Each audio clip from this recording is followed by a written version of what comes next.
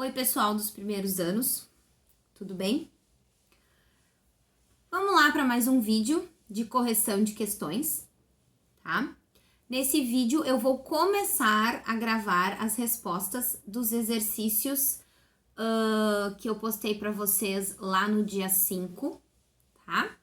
É uma lista de 20 exercícios que eu passei para vocês com questões de vestibular e Enem sobre o assunto de componentes químicos das células, tá bom? Então vamos lá, acompanhem aí as questões que vocês têm e eu vou corrigindo aqui, tá? De novo, como sempre eu falo, dúvidas, mandem mensagem no WhatsApp, mandem mensagem na plataforma virtual, tá? Fico aguardando vocês se tiverem dúvidas. E agora a gente vai ter as aulas do Meet, né? Então se tiverem dúvidas, entrem na aula, por favor, acompanhem as aulas, tá? E vamos embora. Então, questão número 1, tá? A questão número 1 dizia lá: sobre as substâncias orgânicas que compõem as estruturas celulares, pode-se afirmar. Então vamos lá. Item número 1 ali. Lipídios fazem parte da constituição das paredes das células vegetais, tá? Vamos lá. Lembra num outro vídeo que eu falei que os lipídios fazem sim parte das paredes celulares? Nas células vegetais, a gente encontra os lipídios como celulose. Nos fungos e artrópodes, a gente encontra lipídios na forma de quitina.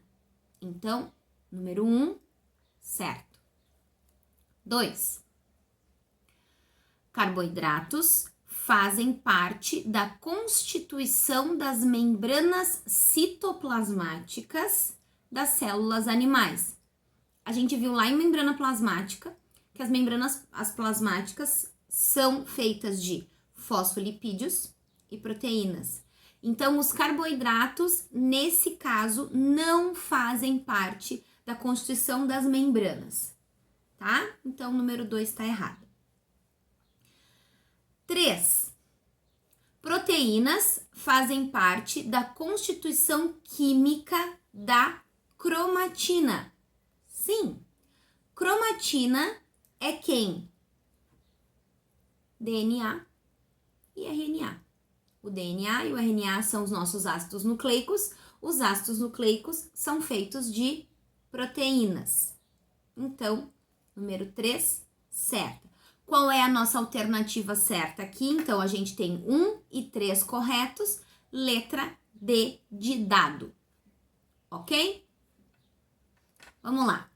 Questão número 2. A questão número 2 era dissertativa, não era de marcar molezinha número 2, tá, galera?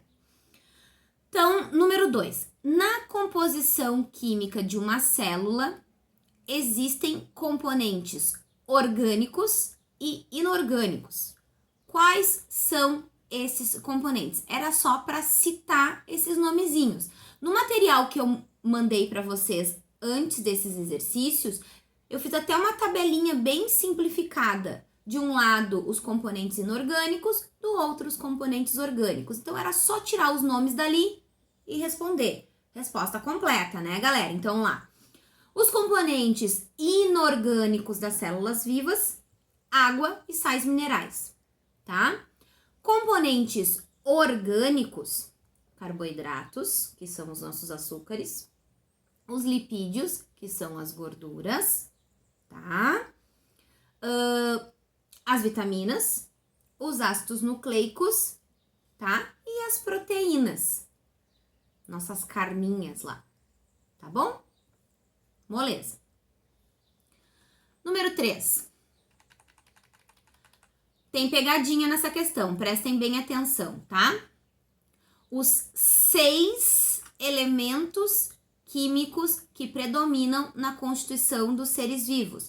Quais são eles, né? Então, os 6 são carbono, hidrogênio, oxigênio, nitrogênio, fósforo e enxofre, letra B.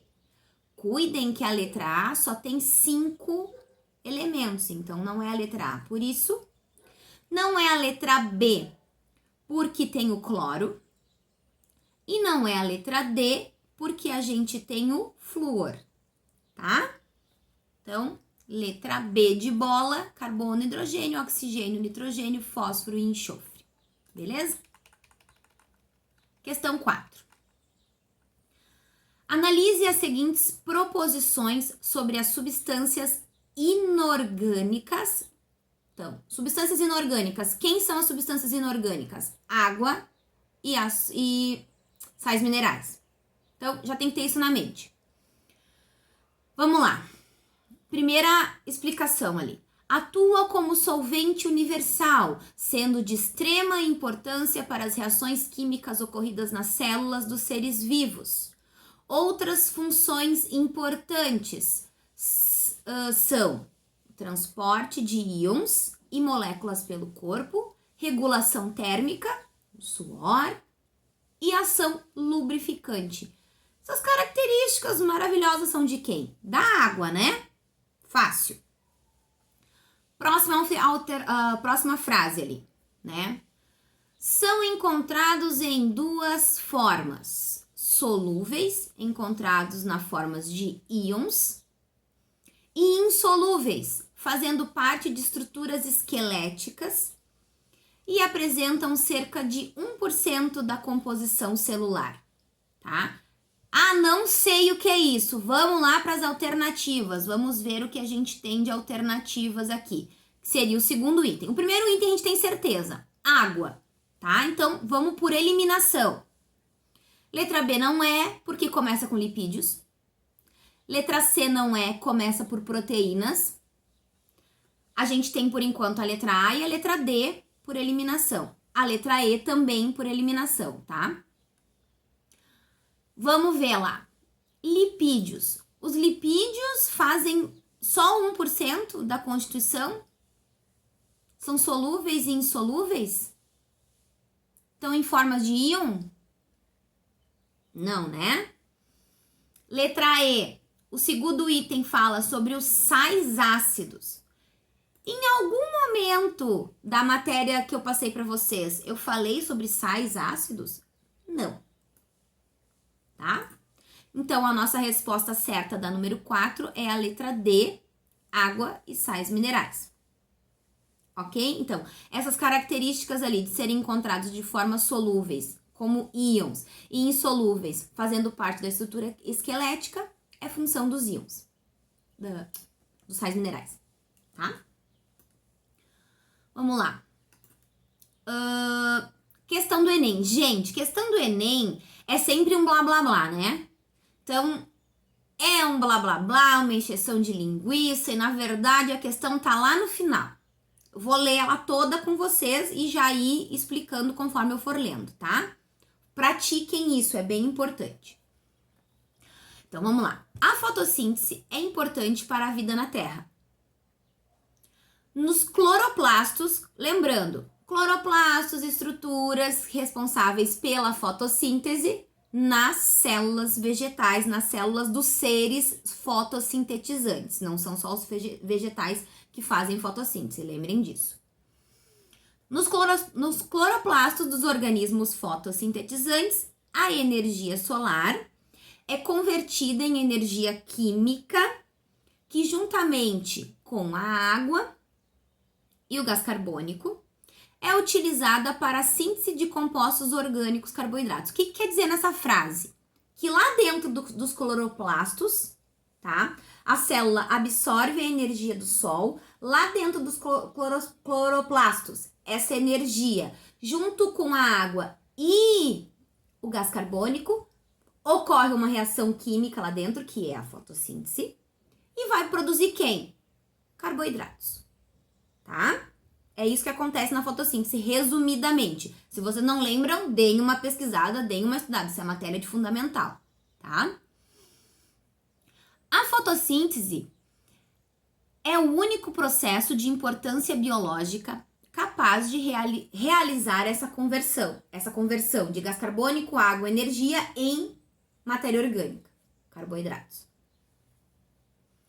Todos os organismos, incluindo os produtores, aproveitam a energia armazenada nos carboidratos para impulsionar os processos celulares, liberando CO2 para a atmosfera e água para a célula por meio da respiração celular. Sim!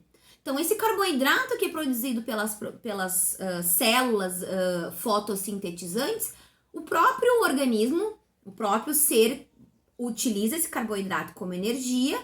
A gente, quando se alimenta, quando ingere um vegetal, usa esse carboidrato, tá? Como energia para o nosso corpo.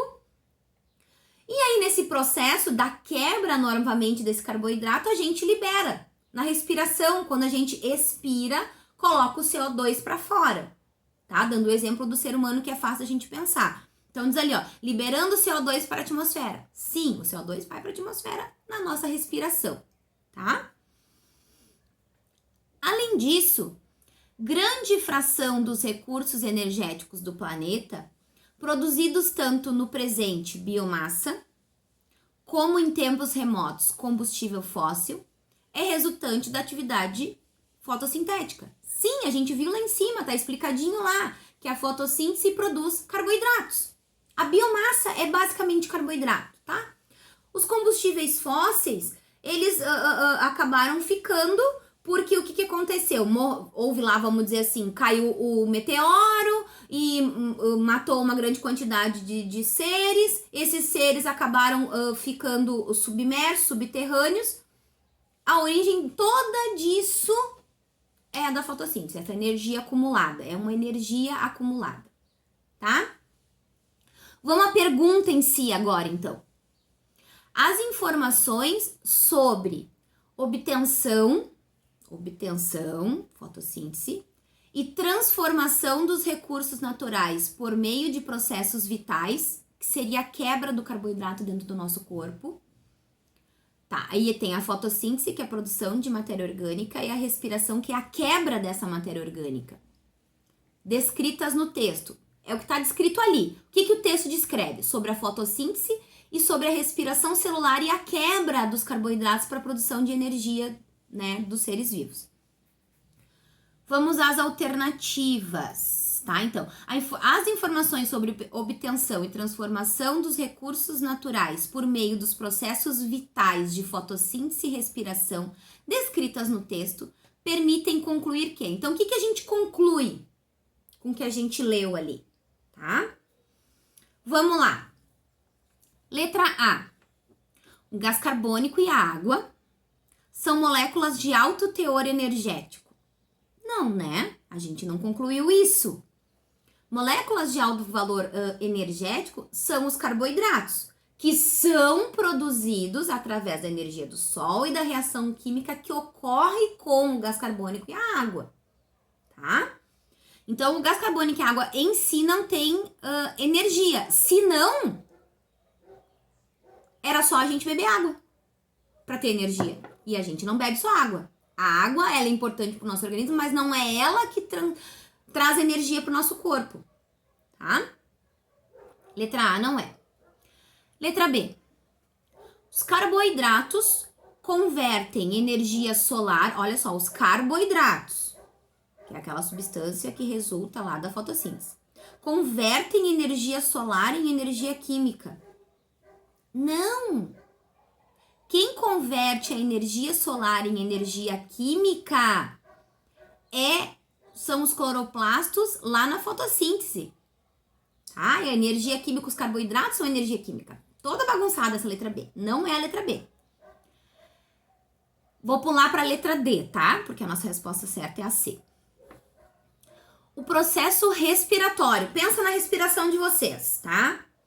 É responsável pela retirada de gás carbônico da atmosfera. Quando vocês respiram aí, o que vocês retiram? O que vocês colocam para dentro? A gente coloca ar, mas o que o corpo da gente absorve? É o gás carbônico ou o oxigênio?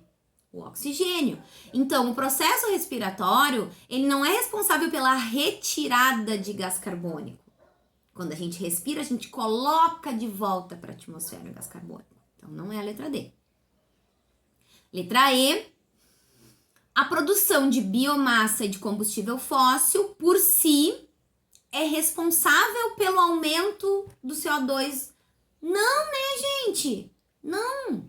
A biomassa é o quê? Acúmulo de carboidratos, resumidamente.